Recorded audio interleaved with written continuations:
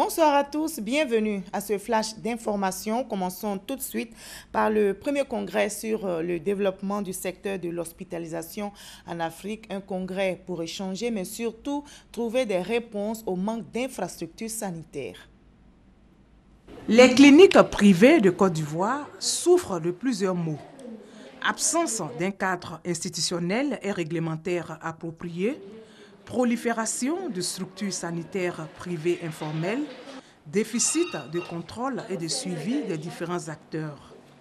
Pour trouver des solutions à ces préoccupations, l'Association des cliniques privées de Côte d'Ivoire, ALPCI, organise un congrès régional sur le développement de l'hospitalisation privée en Côte d'Ivoire du 9 au 11 décembre prochain à Grand-Bassam.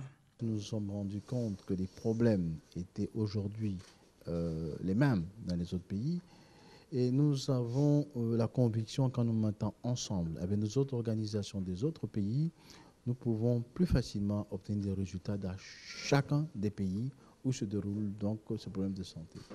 Plusieurs sujets seront abordés au cours de cette rencontre.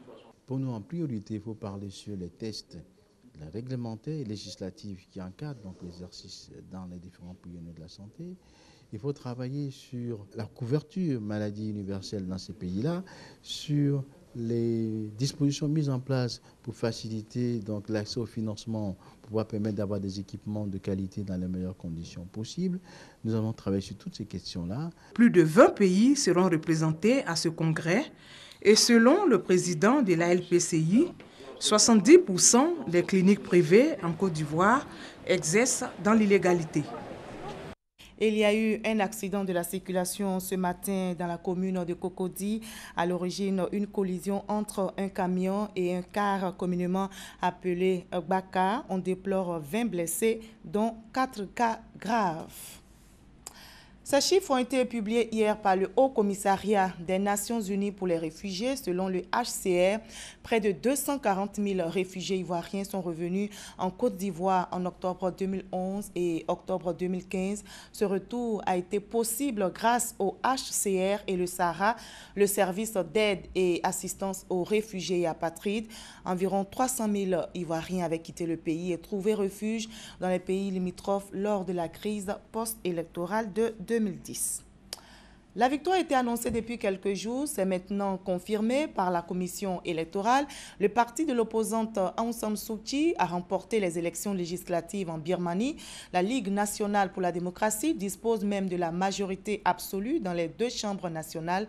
La majorité absolue signifie que la LND peut accéder à la présidence, mais la constitution birmane interdit à toute personne dont les enfants sont nés de ressortissants étrangers d'occuper la présidence. Et c'est le cas d'Aung San Suu Kyi, dont les 2 enfants sont nés en Colombie.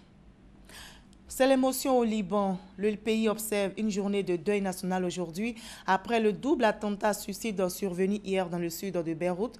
Le bilan est lourd, au moins 43 morts et près de 250 blessés.